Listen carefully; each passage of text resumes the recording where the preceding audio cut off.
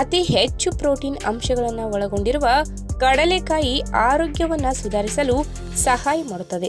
ಶೇಂಗಾ ಎಂದು ಕರೆಸಿಕೊಳ್ಳುವ ಈ ಬೀಜ ಆರೋಗ್ಯಕ್ಕೆ ತುಂಬಾ ಒಳ್ಳೆಯದು. ಪ್ರತಿದಿನ ಸುಮಾರು 10 ಗ್ರಾಂನಷ್ಟು ಶೇಂಗಾ ತಿನ್ನುವುದರಿಂದ ದೀರ್ಘಕಾಲದ ಮಾರಣಾಂತಿಕ ಕಾಯಿಲೆಗಳನ್ನ ತಡೆಯಬಹುದು. ಅಲ್ಲದೆ ಶೇಂಗಾವನ್ನ ಬೇಯಿಸಿ ತಿಂದರೆ ಇನ್ನೂ ಒಳ್ಳೆಯದು.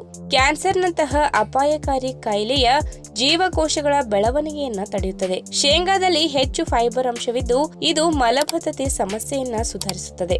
ಜೊತೆಗೆ ಜೀರ್ಣಕ್ರಿಯೆಯನ್ನ ಉತ್ತಮಗೊಳಿಸುತ್ತದೆ. ಹೇರಳವಾದ ವಿಟಮಿನ್ಸ್, ಮಿನರಲ್ಸ್ ಮತ್ತು ಆಂಟಿ ಆಕ್ಸಿಡೆಂಟ್ ಗುಣಗಳನ್ನ ಹೊಂದಿದ್ದು ದೇಹವನ್ನ ಸುರಕ್ಷಿತವಾಗಿಟ್ಟುಕೊಳ್ಳಲು ಸಹಾಯಕವಾಗುತ್ತದೆ. ಶೇಂಗಾವನ್ನು ತಾಯಂದಿರಲ್ಲಿ ಎದೆಹಾಲನ್ನ ಹೆಚ್ಚಿಸಲು ಕೂಡ ಬಳಸುತ್ತಾರೆ.